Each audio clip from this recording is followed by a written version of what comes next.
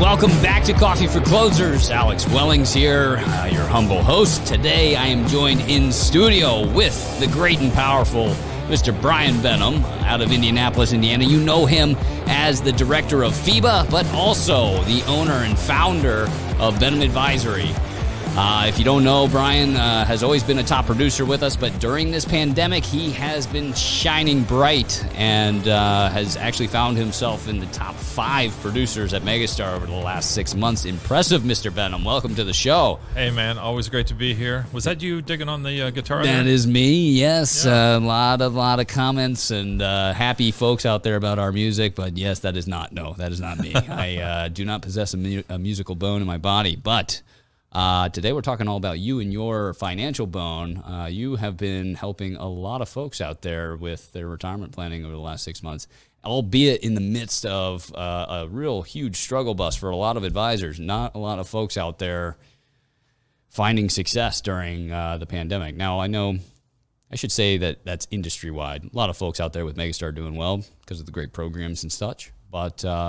you've been doing much better than the average bear. So congratulations on that. Thank you for the business on top of that.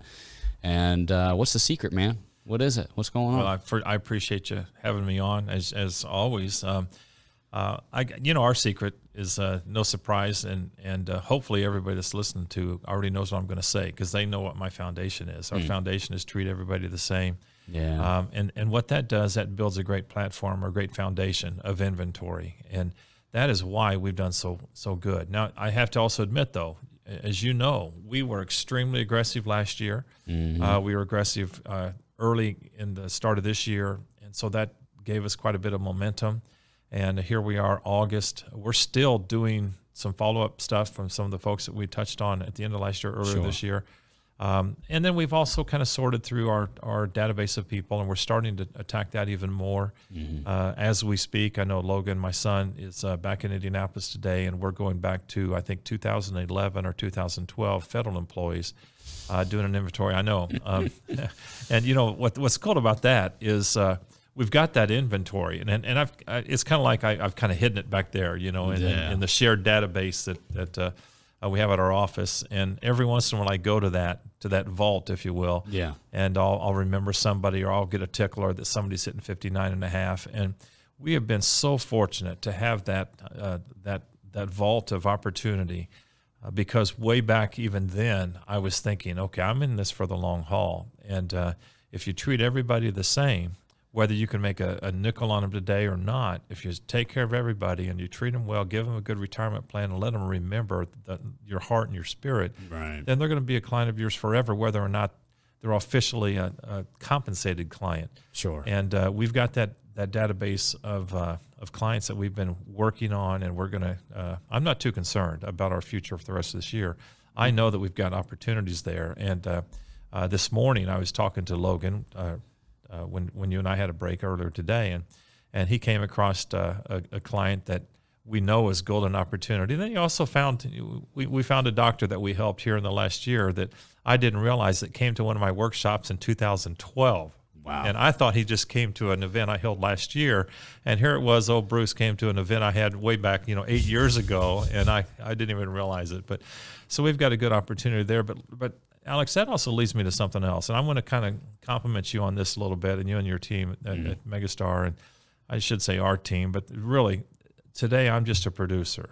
As far as what I do in Indianapolis, but I really am pleased with the leads that we're getting, the federal program leads that we're getting. Yeah, that's unbelievable. Sure.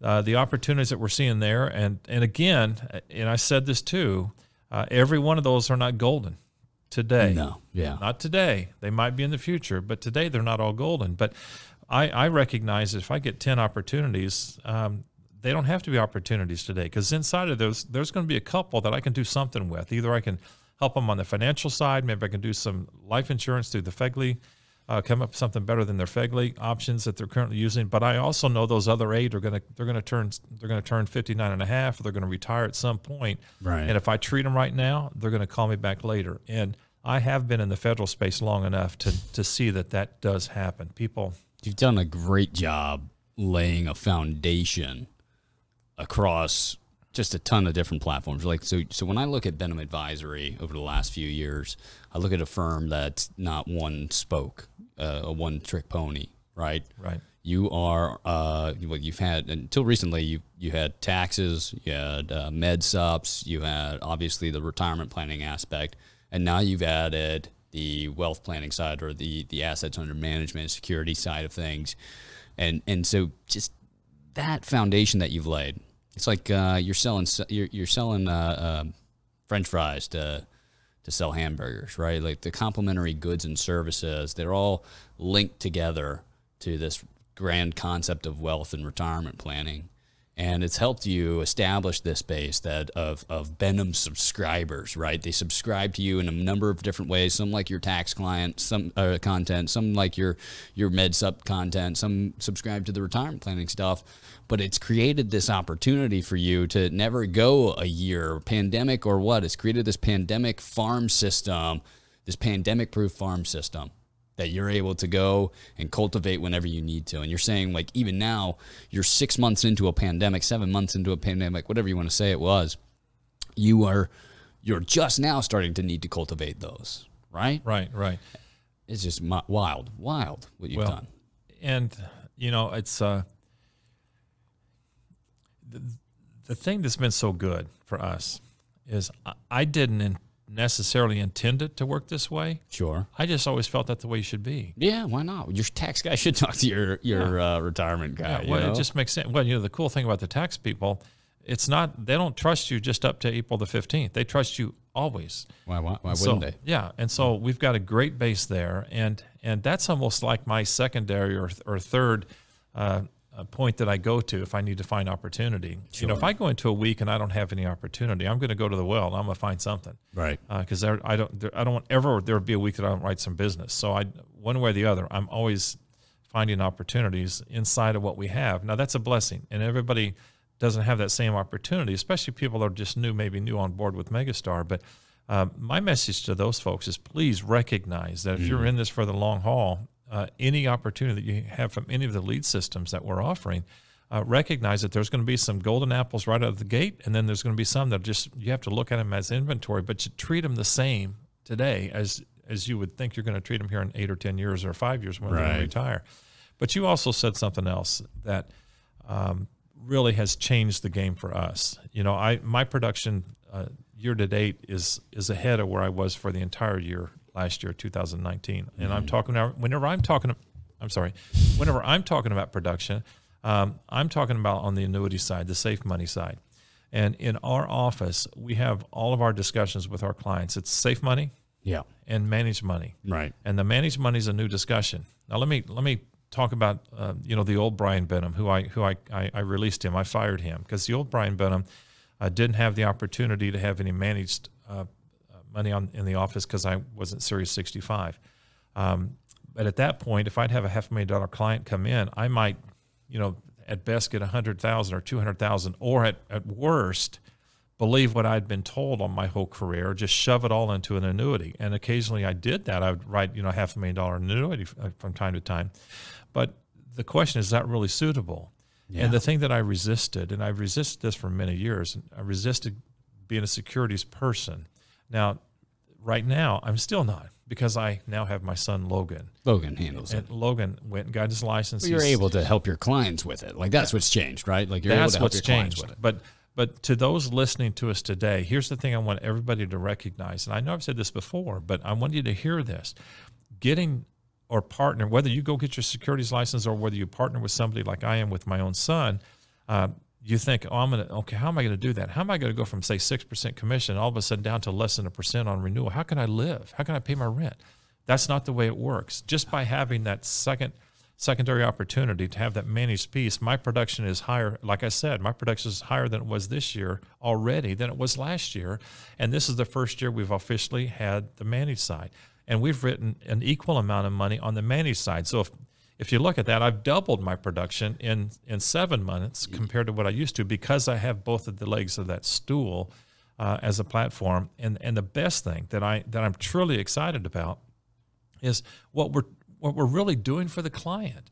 Yeah. We're putting them in safe money, easy access. You need to go buy a house or a car or whatever you got on the safe side, or I'm sorry, on the managed side. On the safe side, we do it for a purpose. We do it for a purpose. If the market does blow up, obviously they're not going to lose. Yeah. And the thing is, safe doesn't mean you're not going to do well. I've got people that had returns in the last year anywhere from 7 to as high as 18% Yep. on fixed money stuff. So fixed doesn't mean you're not going to do well. But the philosophy that we're preaching to every single client just makes a ton of sense. And it's so refreshing to see. But you know what? It's not unheard of. I hear this story a lot with folks when they start to add new spokes to their wheel. They start to see an increase in just overall production, right? Like, so here's an annuity guy. You are a tried and true annuity guy. You are writing a ton of annuity business. You are no slouch, right? For many years, you were a national trainer for Megastar, still are, right? But you outproduced your annuity production of last year in 6 months or less, even because you were out with COVID for some of it. But you were out, so less than 6 months, you've outproduced your last year in annuity production, all because you added something that would almost contradict annuity production, which is managed money, the competitor, right? We almost look at it in the retirement planning space as, annuity guys do annuities and securities guys do securities, and we both hate each other. But that's not the fact. What you're trying to do is convey wealth management, and the fact that you're doing more production now should show you that the client, the marketplace, the person that's coming up on retirement, this makes sense to them. That's why you're closing more or getting more and more clients this year. It's because they feel comfortable with what you're saying. So something you're saying is resonating way more, and it has to be the fact that, of course, it makes sense. That's the old saying, right? Everything looks like a nail when you got a hammer only, right? And you don't realize how many deals people are walking away from because they were at the pool or they were at a restaurant with some guy or gal, and they were talking about you. Maybe I was the client, let's say, and I'm going to the pool and all my friends are there, and I just got out of a meeting with you, and you told me annuities are the only thing for a retiree, right? Safe money only. And I get to the pool, and this guy's saying he just met with his retirement planner and somebody, they don't need to be all in annuities. They got securities business as well, and they're doing really well. And I'm here thinking, well, man, that guy told me something else, but it sounds like I can have my cake and eat it. So I'm going to go find somebody that does that. And you don't realize how many times that happened to you. It happened a lot. I'm sure it did. And the thing there is, by only having one spoke of the wheel, the wheel has several spokes. And if you only offer a limited amount of opportunities or a part of the overall plan, you're inviting other people into your house. Yeah, you are. And when you look at Benham, I will say this, I'm proud of this. When you look at our office, and with the exception of the managed side, we've always been that way. No, yes, you have. To be fair, absolutely. Yeah, we do the taxes. We partner with attorneys. We do estate planning. We do the safe money side. And I've along the way worked with some people that had the managed side so that we wouldn't have them interfering with everything else we do or try to upset the apple cart. But sure. But now having that in house, it springboarded us up, and it's been fantastic. And so I guess the main message there is don't be afraid to expand that, because it'll help you, and frankly, it puts you in a better position. Much better from a suitability standpoint. Everything is better, and you don't have to push people. If you don't want to do. We talk a lot about percentages, and sure. If you want to do more in the safe money than 40%, if that's our recommendation, great. Or if you want to do less, I don't care. That's okay. Whatever you want to do is comfortable, as long as it makes sense. And we teach a lot of philosophy. And then you were talking a minute ago. I'm going to kind of take something you said and walk down the street here with it.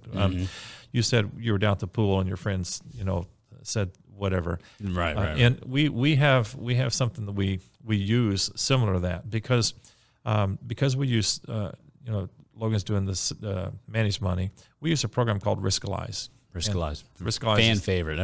A lot of people love it. If you don't know about Riskalyze, I'm going to make sure that's in the comment section below, so you guys can click that link and learn up on it. But go ahead. Yeah. So you guys are using it. Yeah, it's fantastic. Riskalyze allows us to number one, it's a great illustration tool.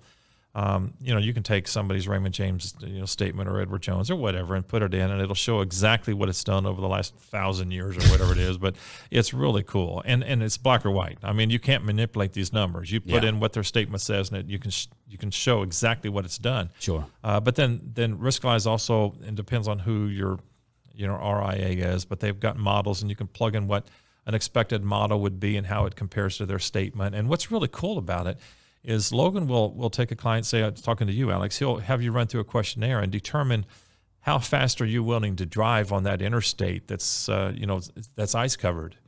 And the ice covered would be in a terrible environment, a terrible market. So it's like taking my investment portfolio and creating some sort of reflected speed, like 0 to 100 miles an hour. Exactly. Right. Exactly. Gotcha.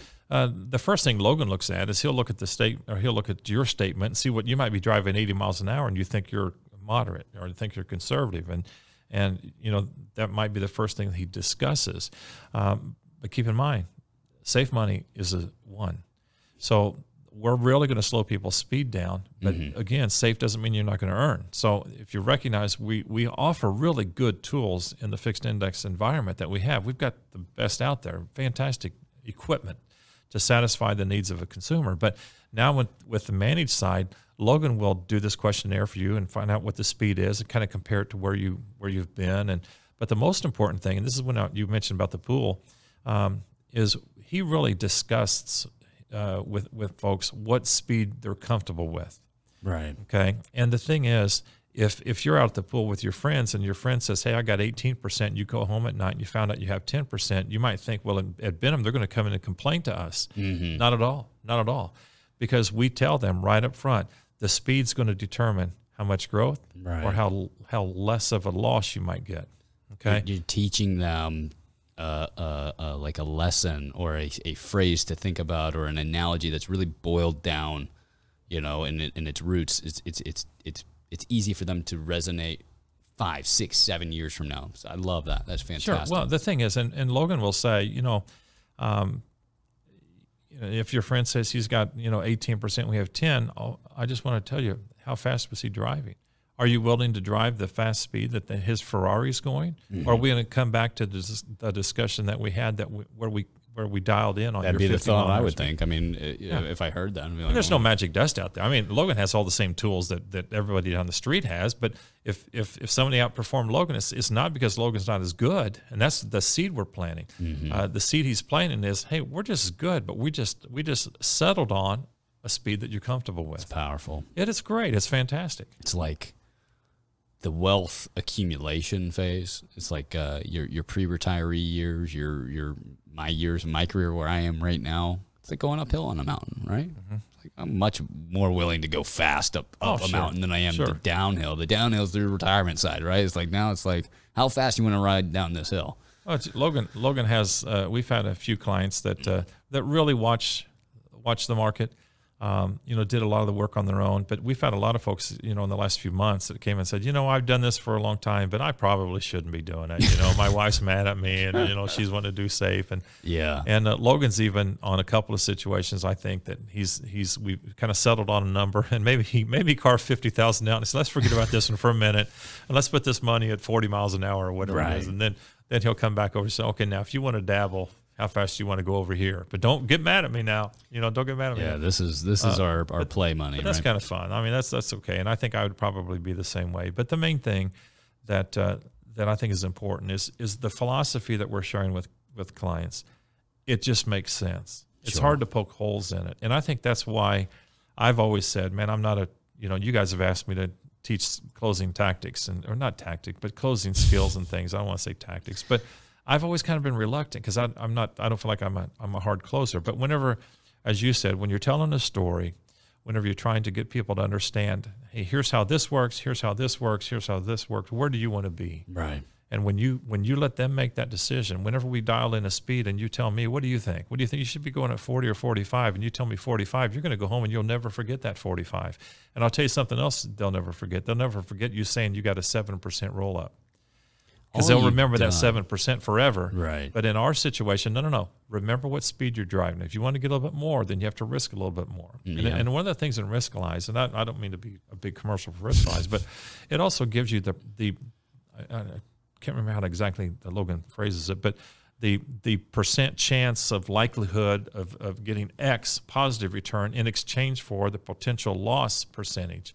And the faster you drive, the wider that band is. Yes. And so that's really an impressive tool. And so there's some really cool Great things visuals. There. I mean, it is a powerful software. Anybody out there watching, Again, it'll be in the comments below about Riskalyze, and they got videos and demos you can do that'll show you. It's fantastic, but it's been a great aid. It's been a great tool for us, and we are capturing everything now. Rather than in the past, I'm only getting percentage. Now we're capturing everything, and guess what? I'm keeping the old broker out. They're gone. They're no more. We are the shop. We're doing taxes, the estate planning, the managed side, the saves money side. You mentioned MedSup. That's something that as hard of an adjustment for some of our folks is to recognize that the security side is a way that they should go, and it will help their business. A lot of agents, I think, are missing opportunity, even to something as simple as a MedSup policy. No doubt. And again, like you said earlier, why do you want somebody in your weeds? You don't.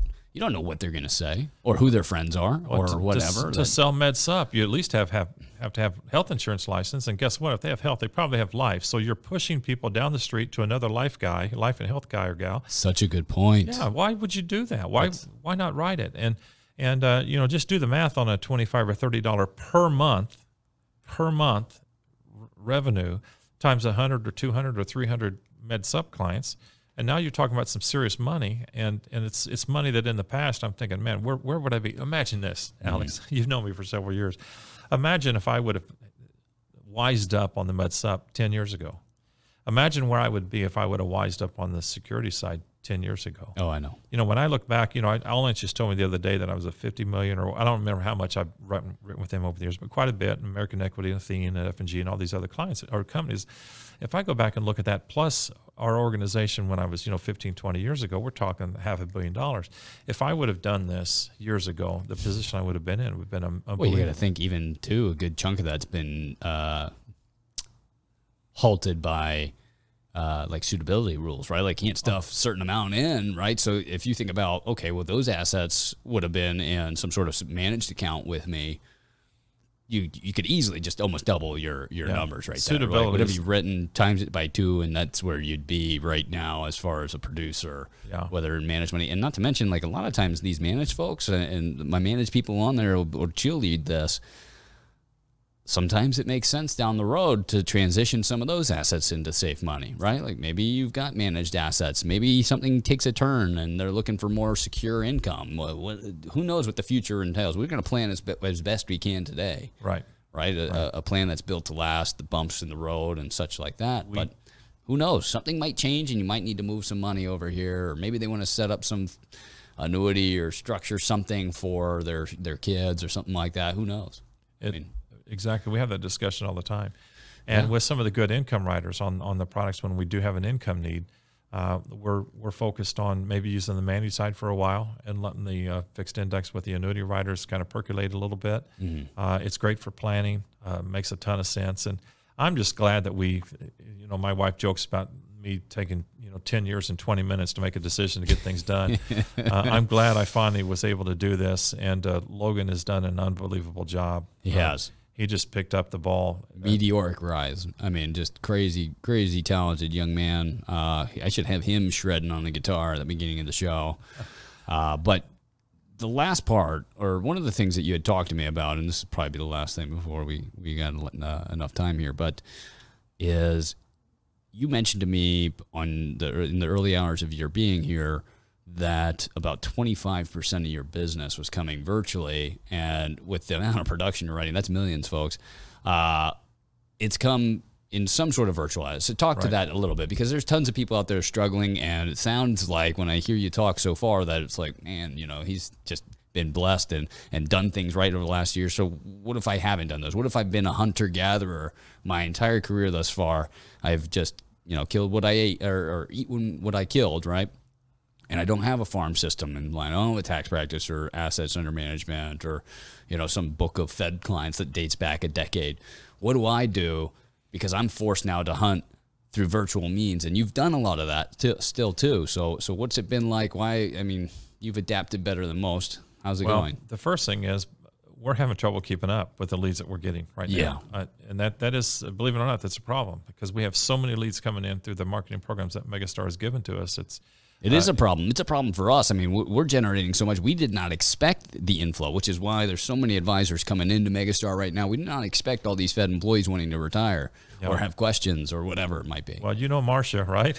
Oh, I know Marcia. Marcia's cracking the whip on me. Marcia is his appointment setter / guru in all things Benham Advisory. I'm lucky to have Marcia, and she's been cracking the whip on me lately because that's not answering your question, but we've had so many opportunities that she has to kind of, she creates Excel spreadsheets and ticklers and all that stuff for us. So she does all that. But yeah, we've done a lot. And then I also, some of you, I'm from Greenwood, Indiana. Greenwood is 6 o'clock on your watch dial in Indianapolis. That's where we are. Okay. And obviously Indianapolis is good.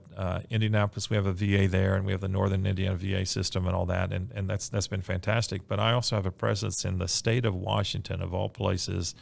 I do a lot of stuff up there with the USDA. Well, it's been hard to travel to USDA whenever they're not even in the office. Right. None of them are even in their building yet. They're working at home. They're working at home. So virtually. we've done quite a bit of business virtually out there.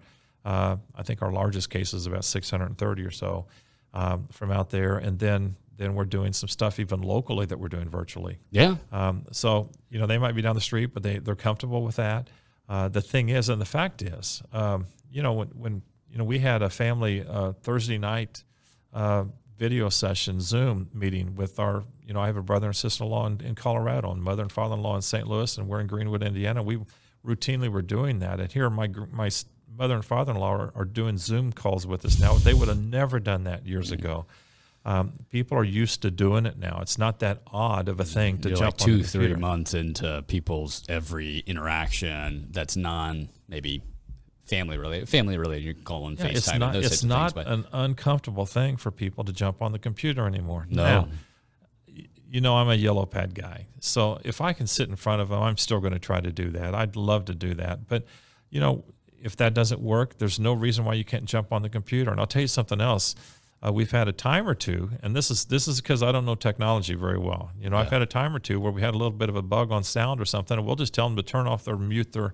That's it. I was going to say it, man. Yeah, mute your computer and just leave the phone. I put my iPhone out there, and we have it on speaker, and it's so simple. Even if there's a little hiccup like that, it's simple to fix. And and the consumer's okay with it, right? Like they understand that this is a weird time, and they're looking for answers now. I think in the beginning, people were a little adverse to it. They didn't want to be doing it. They were either forced to do it and they didn't want to do it, or they didn't do it at all. And those things have changed now, because now you're talking about people that had questions 4 or 5 months ago about their finances, decided to wait because the pandemic's going to be over soon, right? It'll be quick. We're America. We're going to figure this out. Now we're 6 months into it. They still have financial questions. They're still wondering if they're still going to retire. Some of them are coming up on the end of this little protected layoff ending, right? Like, so this no company can lay off anybody that took a PPP loan. That's coming to an end. So there's company layoffs coming. People are wondering if they can still retire. And so their questions are getting answered now, need to be answered now. And so if the only opportunity is a virtual appointment, they're going to be willing to do it. And if there's a technological issue, like Brian's saying, if there's like an echo or there's some video camera issue, whatever it might be, as soon as you hear it, bail on it, go to a phone. Get to a phone, and like you said to me earlier, if you had even gotten a glimpse of you on that camera, that's all you needed. That's all you needed, right? Like, and like you said there, you mute your screen. You say, hey, just, you know what? I'm going to call you. You call them. You get them on the phone. You say, you know what? Keep this computer on, but let's turn your sound off on the computer. You know how to do that? Okay, great. And now you can at least see each other. You don't have to mess around, but it worked just as good. Now you're on the phone, you're talking, whatever, and you can see the documents, whatever it might be, and you navigate through the appointment. But you've been able to navigate those things because you're adaptable. Right? Like we had a client with a lady. She's 60 years old on Monday night of this week, and I was sharing my screen with her. And before we were done, she was sharing her screen with me, and she didn't even know her camera had a phone or her computer had a camera on it. Right. So it was very simple, and that was something that Logan and I both picked up about $200,000, and it's the right plan, right thing for her, perfect opportunity, and it's all virtual. So don't be afraid of the technology. And you're hearing it from the old gray-haired guy. Don't be afraid of technology. You can make it work, make it happen. and it's not that hard. Doesn't hurt to have Logan in the office. Well, I'm pretty lucky. Yeah, get your grandkid in. If you're older than me, bring your grandkid in. They'll show you how to do it. But yeah, it's handy to have Logan because he understands it all. But we're making it happen, and we've been very fortunate this year. And I know you said we have to wrap up, but I think probably in closing, the main thing that I would want to say is treat everybody as if they're worth $1 million, whether they are or not. It doesn't matter. Just treat them all like gold. Do good reporting for them. Let them go home with something. We always put together a full-blown report, and typically I do a printed version. Then in the future I PDF. But that's one thing that we do. We do a financial analysis. We do a Social Security analysis through Covism. We use Track for the retirement report, and then now we're doing retirement or Riskalyze. We put together something so they go home with something tangible. And let me tell you one other thing that we do. You got to give me a couple minutes. No, you're good. We're good on time, actually. Yep. Whenever I'm finished with a client, I'm handing them what would be their final report. This is their retirement report that doesn't say Raymond James anymore. Now it says TD Ameritrade, and it says Allianz or whatever the plan ended up calling for. But I ask people, Alex, I did all this for you, and just let me ask you a question. Can you think of just one or two people that work around you down at work that you think are going to retire or need my services? Just give me a couple names, not their last name, just first name. Well, you say Bob or Tom, or Bob and Tom. Perfect. Then I'm putting together just a 6 or 7 page, a basic summary example. It's an example, and it even says sample on it. And I write Bob's name on it and Tom's name on it. And I said, my homework's never done. I'm always going to keep working for you, but I've got a little homework for you. Do me a favor, give one of these to Bob and give one of these to Tom. Would that be all right? Yeah. And I'm giving you an assignment. It's this is one of my favorite things that you do, and it's something that I've preached to the high heavens to anybody with Megastar as far as referrals, because we come from an industry that's just rampant with folks that are too humble to ask for these referrals constantly, and shouldn't be, because a lot of times those concerns that you might have that your client might not want to refer you are hodgepodge. I mean, that's just not the truth. A lot of times, like I see Lee over here on our retail side, he thinks, or he thought for the longest time that, the reason he wasn't getting referrals was people just didn't want to refer him to. He started asking people, started doing surveys, started asking around, and they all came back to him saying basically the same thing. We all thought you were too busy, Lee. We thought you always got people coming in here. They got like 2,000 tax clients, if you don't know.